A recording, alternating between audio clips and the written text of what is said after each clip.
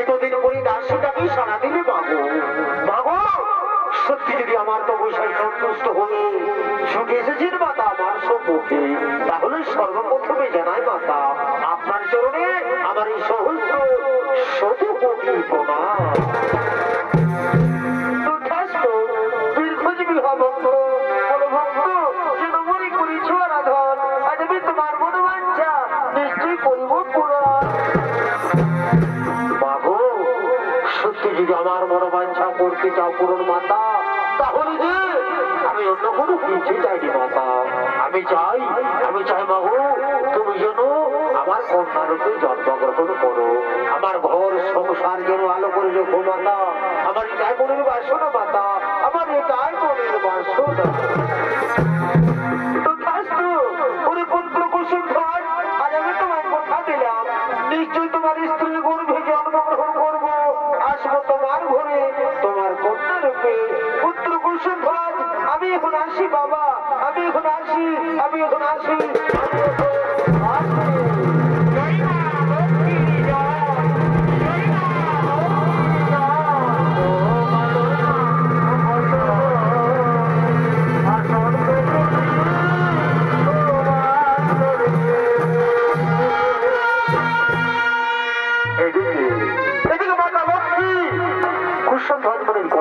জন্মগ্রহণ করেছে আর সেই কন্যার নাম রাখা হয় বেদবতী। তাই সেই বেদবতী দিনে দিনে বড় হয়ে তিনি ছুটে চলেছেন সেই ফুলের বাগানের দিকে। আর ওদিকে এমন সময় অসুরাজা শম্ভু উনি শম্ভুর সেনাপতি তারা উঠে চলেছেন সেই ফুলের বাগানের দিকে। ওই যে সামনে পিয়াল বোনাস বনে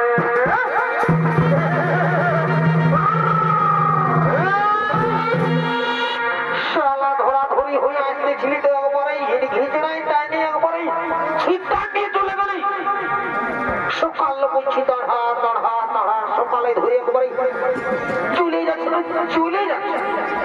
শোনাই ও যে সাল পিয়াল বোনাস বনে আমাদের পুরুলা আলে বারে বারে কালা চাঁদার ফাঁকা চাঁদরে তোরা মাথায় যাবে ঝুমুর গানের তালে।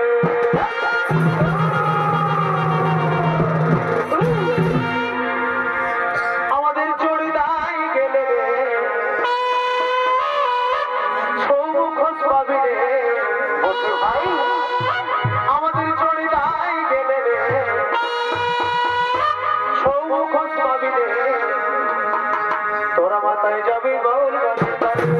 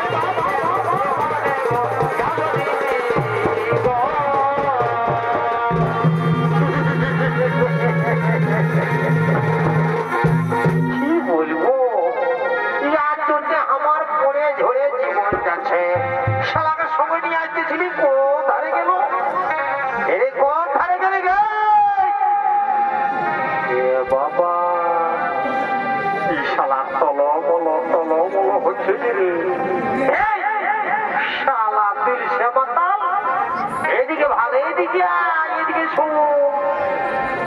শুন লে ঢুকা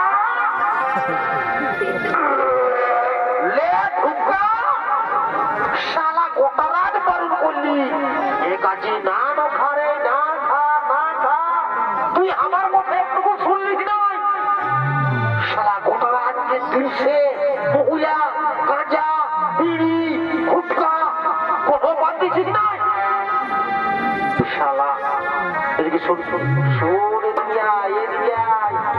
ওইদিকে উঠকে নাই শালা, মার খাবি। এদিকে এদিকে এদিকে এদিকে এদিকে।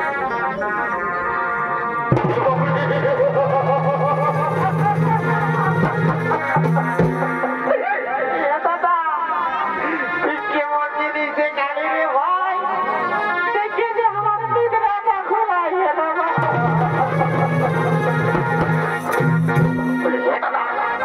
তুই তো ধারে কি করে থানায় পালিস রে ভাই? মা কালী তিনি উঠছি, আমি না কোনো থানায় পাচ্ছি না। শালা কোথাও থানায় পাবি? তুই সে মহিলাকে এই সময় ঢুকালে তুই থানায় পাবি? তুই শালা মরবি রে, মরবি। শোন শোন শোন, দেখলি দেখলি না? শোন আমি যাচ্ছি, যদি কোন রকম করে আমার সঙ্গে সেটিংটা হয়ে যায় না, তোকে ওই গন্ধ করা মালগুলা খাতে হবে না। দিল সে আর মহিলা ছি সারা পচা পচা গন্ধ করে তোকে রে যাবার সময় চামড়া পরে একটা তোকে লাল কিনে দিব, লাল, বুঝলি? হ্যাঁ লাল। দাদা তুই আমাকে লাল কিনে দিবি?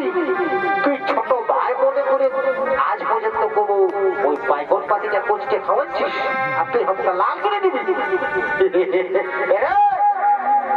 শালা তোকে কত ভালো তুই কবু নাম করবিস নাই। তুই নাম কর আর নাম কর, আর যে কতটা পাইছিল তুইকে আমি ছাড়বো নাই। তুই চুপচাপ ওই খোটা গোড়া বসে থাকবি। যাবার সময় চকলেট হলো করে দেবো, যা যা দুদিকে থাক। শালা বলে আমরা কথা না, তোর বউ দেখে গেলে কোনো জুটি বেগ নাই। শালা তো বয়সটা বানাই গেলে একটা কইনা জুটা তোলা লিখা দুদিকে থাক, যা যাবি না, যা।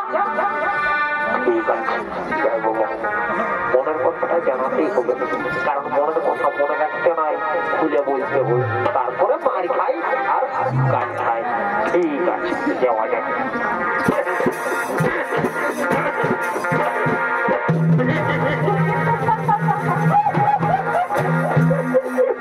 শালা কি বলবো রে বাপ, যে ড্রেসটা ঢুকাচ্ছে, ড্রেসটা দেখে তো আমার ডরে বুকটা করে ধরাস ধরাস করে কাঁপছে। তো যে কোনো এক চান্স বলতেই হবে।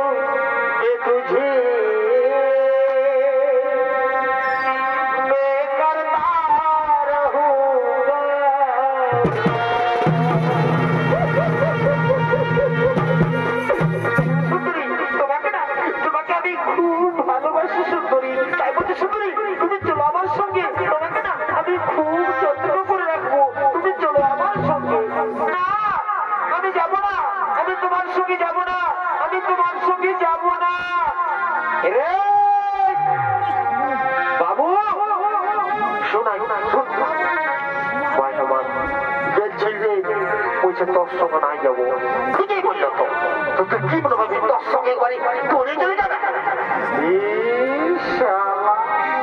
শোন দাদা, তোকে আমি দাদা বলে বলি নাই, তুই তো আমাকে অনেক কিছু বলে দিলিস। তোর চেহারাটা দেখেছিস, শালা বাইগন বাইগন বাড়ির ভূতের লোক দেখাচ্ছিস, আর ওই মেয়েটা তোর সঙ্গে যাবে। আজ একটা ঘন্টা হইল তুই শালা আমাকে এখনো চিনিস নাই। শালা আমি তো ফুসকাই দিয়ে পার্টি করি, ফুসকাই দিব ছাড়িয়ে দিব, মানে বুঝলিস? তুই শালা কচ্ছু বুঝলিস। রে মহারাজকে খবরটা দিব, আর মহারাজ যাবে করবে। ও ছোট বছর 14,000 পাশেই তো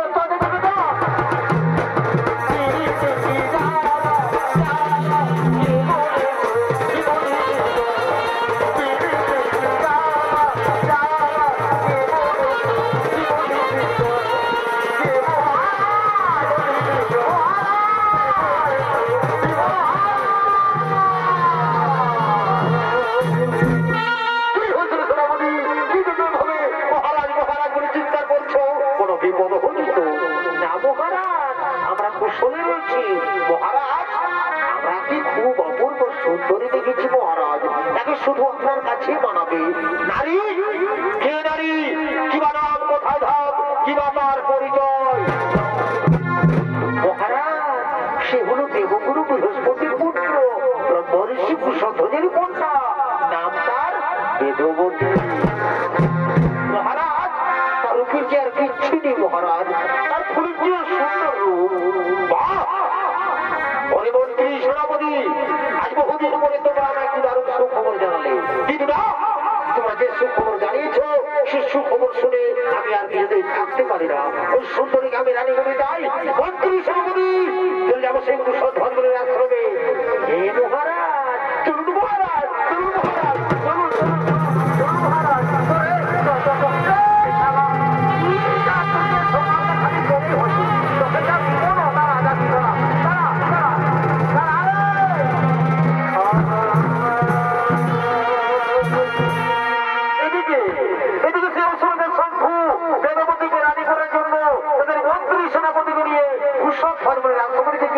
আগমন করছে।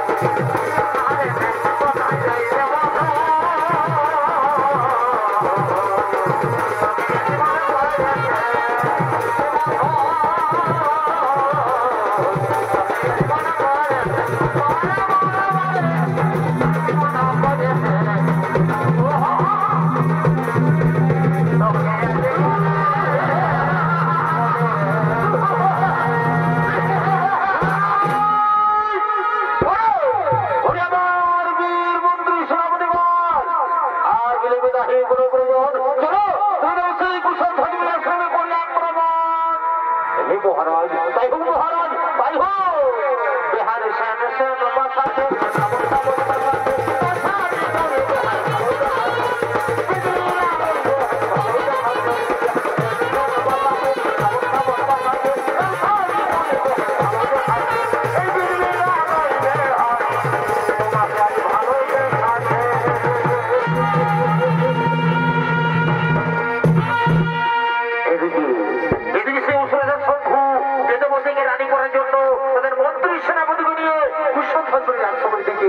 আগমন করলেন। আর এদিকে এদিকে সেই কুশধ্বনি এবং তারা সমস্ত মনীষী তারা সকলে করছে না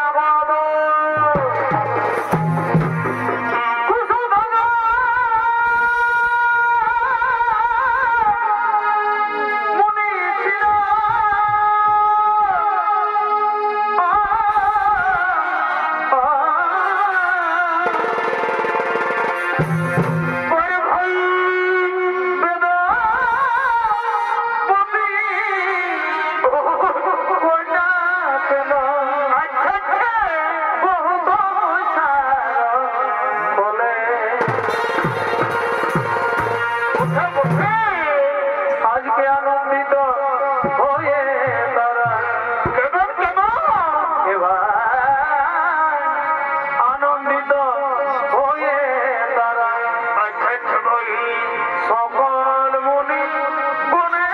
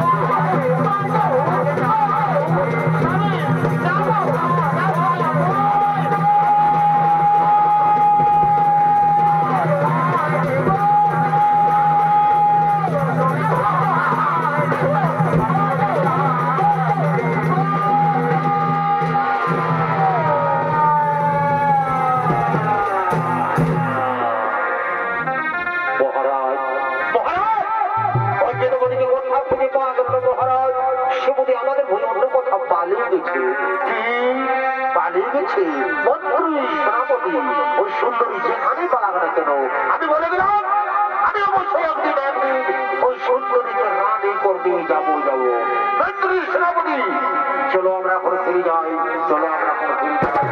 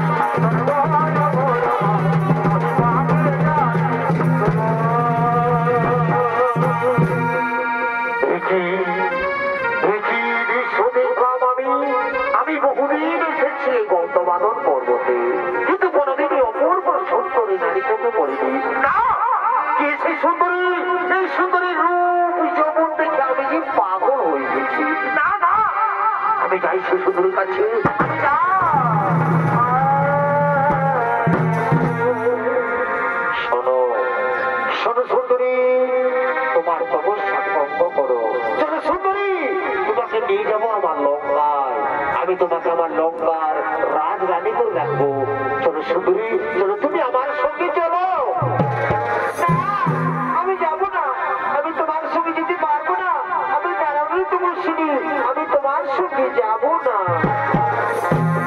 কি বললে সুন্দরী, তুমি আমার সঙ্গে যাবে না? ও, তুমি বোধহয় আমার পরিচয় জানো না। শোনো সুন্দরী, আমার পরিচয়, আমি হলাম বিশ্বশর্মা মুনি পুত্র প্রসাদ। তাই বলছি সুন্দরী, উচ্ছল কপট নারায়ণের হাত থেকে আমি তোমাকে রক্ষা করবো সুন্দরী, তুমি চলো আমার সঙ্গে। না, আমি যাব না, আমি তোমার সঙ্গে যেতে পারবো না, আমি নারায়ণী তো বলছিনি, আমি তোমার সঙ্গে যাব না। কি বলো সুন্দরী, তুমি আমার সঙ্গে যাবে না? তোমাকে আমি জ্বর করে নিয়ে যাবো, দেখি তোমার কোন প্রাণে এসে তোমাকে বাঁচাই। মন্ত্রী, সেনাপতি, তোমার শ্রীগুরু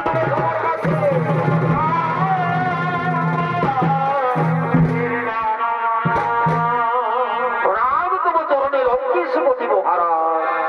শোনো মন্ত্রী, সেনাপতি, সেনাধ্যক্ষ, তোমরা এই সুন্দরীকে দেখতে পাচ্ছ? হে লঙ্কেশপতি মহারাজ, দেখতে পাচ্ছি। শোনো মন্ত্রী, সেনাপতি, সেনাধ্যক্ষ, এই সুন্দরীকে আমি রানী করতে চাই, কিন্তু না, এই সুন্দরীটা রাজি হো না। তাই তোমরা কাজে দিচ্ছি, তোমরা যাও এই সুন্দরীকে জোর করে নিয়ে চলো আমার লঙ্কায়। হে মহারাজ, তাই হবে মহারাজ, তাই হবে।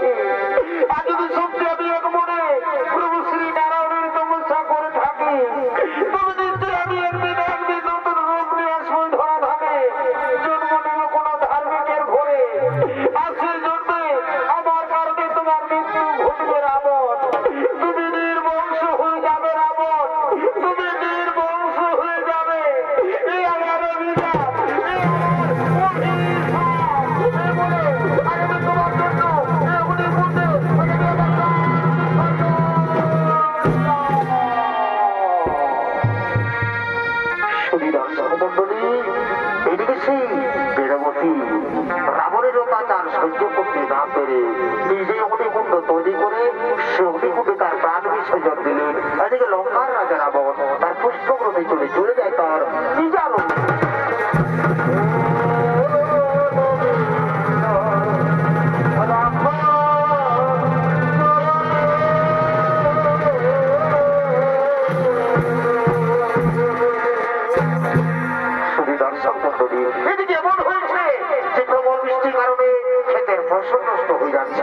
আবার কোনো কোনো জায়গায় অনাবৃষ্টির কারণে চাষের জমি পাথরে পরিণত হয়ে যাচ্ছে। তেমনি একটি জায়গার নাম ছিল মিথিলা। সে মিথিলার নরেশ ছিলেন রাজার জনক। তাই তো রাজেন্দ্রের অভিশাপে অনেক অনেক বছর ধরে বৃষ্টি হয়নি, তাই মরুভূমিতে পরিণত হয়ে গেছে। সেই সময় মিথিলার রাজা প্রজা তারা সকলেই চিন্তিত ছিলেন, কিন্তু জনক রাজার গুরুদেব রাজা জনককে আদেশ দিয়েছিলেন, বলেছিলেন, হে রাজার জনক, আপনি আর আপনার স্ত্রী যদি সবকিছু ত্যাগ করে প্রজাদের মতো জমিতে নিজে চাষ করে তবে হয়তো বৃষ্টি হতে পারে। তাই শুধু দর্শক মন্ডলী, তাই রাজা যেন তার গুরুদেবের আদেশ অনুসারে রানী সুনয়নার অলঙ্কার দিয়ে তৈরি করেছে সোনার লাঙল। সেই সোনার লাঙলে রাজা জনক করেছেন চাষের জমির দিকে চাষ করার জন্য।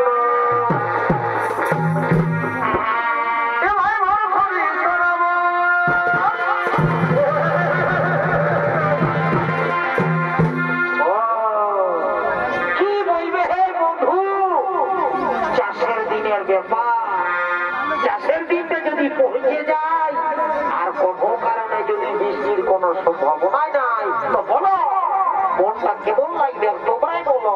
তোমরা তো একবারে খাঁটি চাষা করে ছেলে মতো বলো। হে ভাই,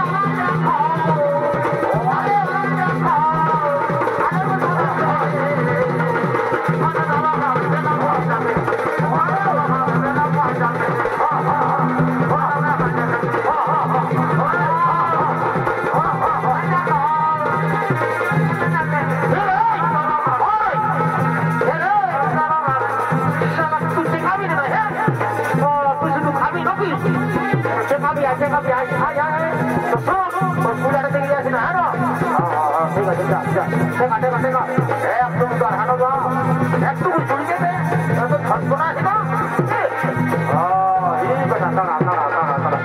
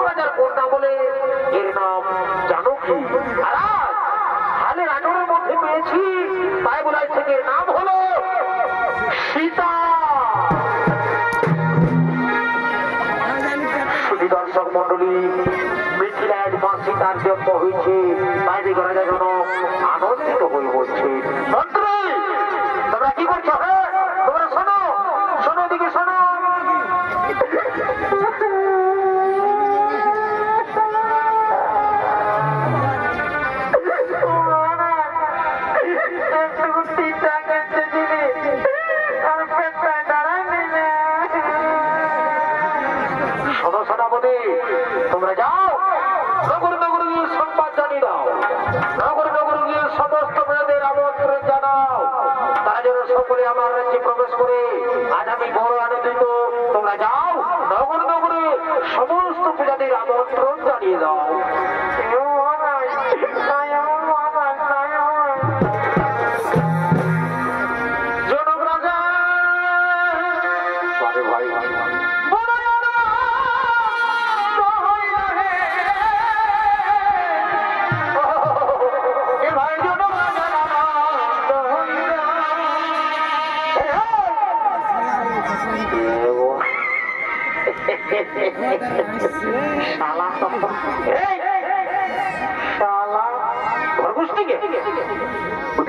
ওদিকে সারা তোর বহুত আছে বাবা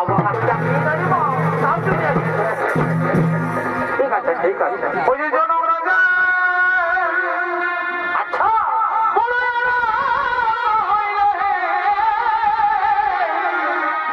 ভাই জনক রাজা কি হলো ভাই? ওই যে মা জানো এ ভাই মা জানো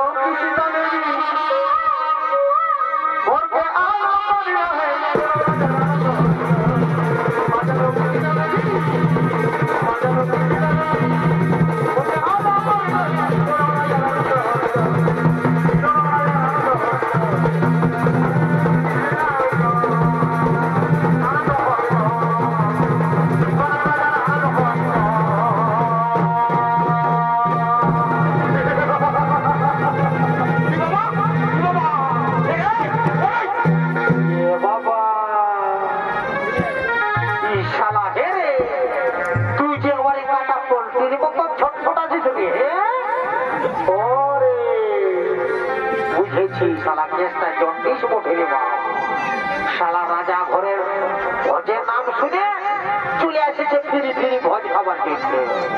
কি বলবো দাদারা, ইয়ার ভোজ খাওয়ার গুণ। কি যদি ভোজের নাম শুনেছে সে এবার বিহা ঘর হোক বা কোনো মরা ঘর হোক বা নারানো ঘর হোক বা কারো দেখাশোনা হোক, কি যদি ভোজের নাম শুনেছে তাহলে লেড়াই লেড়াই ভোজ খাতে চলেছে।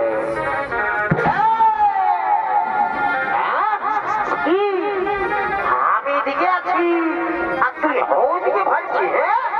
এদিকে এদিকে স্টেজে ঢুক স্টেজে ঢুক স্টেজে ঢুক।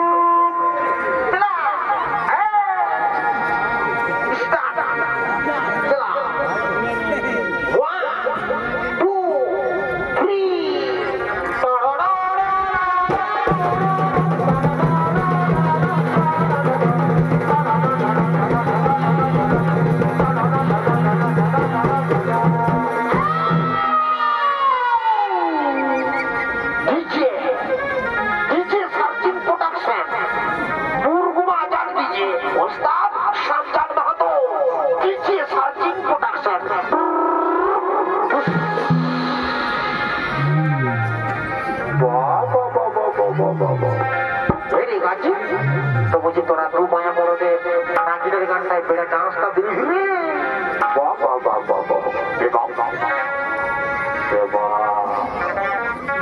শালা আমি তো আরো ভালো করে ভালোই না রে বাবা। বহু বহু বলছি হে গো তোরা তা কি করছো গো? আমি রাজা ঘরে ভোজ খাবার জন্য এসেছি গো।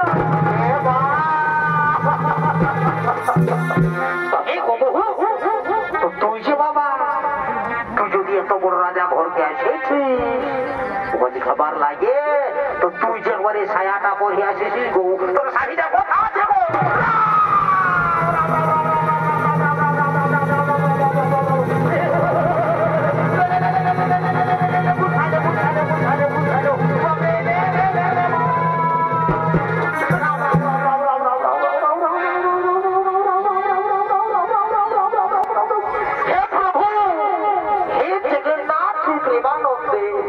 क्या हुआ?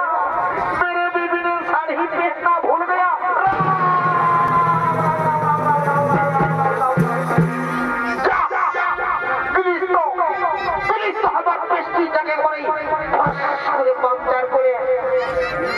আমার সুখে থাকবে। এই মামা আমার বউটাকে আমার মামা করে দিলে ছোট মামা। মামা যদি আমার বউটাকে আমার একটু ছোট করে দিতি তো মামা, তোমারই উল্লেছি মামা, জানেন তো মামা।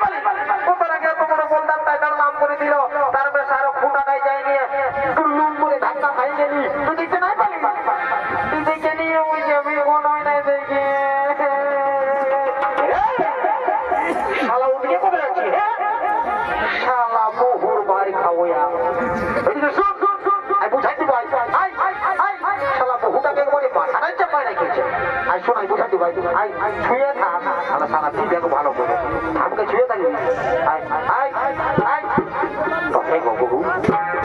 ঠিকই তো বলছো বাবা।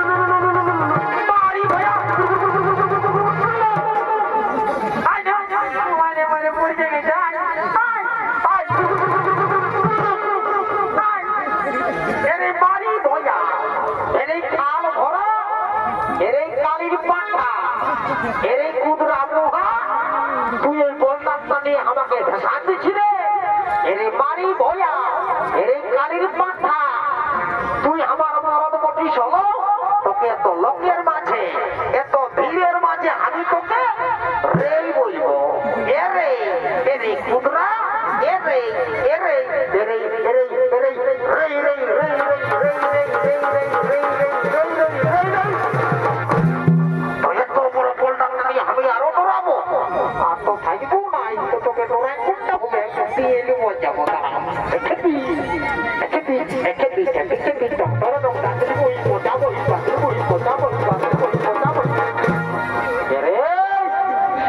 তোদের সঙ্গে আগে জীবনটা কেনাশীল হয়ে গেল বাপ। আজকে কানে যেতে হবে, আজ আমার বহুত কাজ আছে। রাজা ঘরে অনেক লোকজন আছে, তো কানে যেতে হবে, বুঝলিস? তবে শোন, তোদের কায়দাটা আমার জানা আছে। তোদের রাজা ঘরে ভোজ খাবার কাল বটে, তোরা আমার পেছি পেছি চ। তোরা রাজা ঘরে যে ভোজটা খাওয়াবো না, সেটা তো আমি যাচ্ছি। তোরাকে বসে দিয়ে ভোজ খাওয়াবো। তোরা আমার পেছি পেছি রাজা ঘর চ।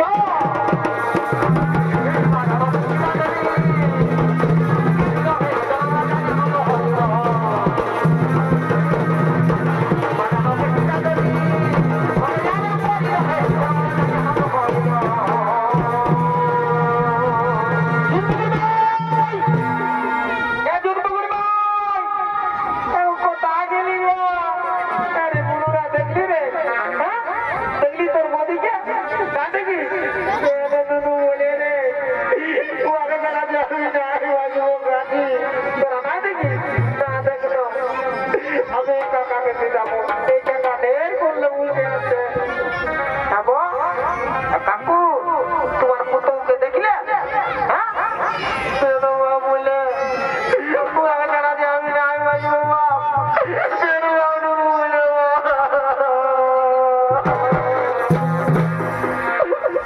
আমার কিনা দোষা হেলি গো, আমার কিনা দোষা হেলি গো, লোকের ভিড়ে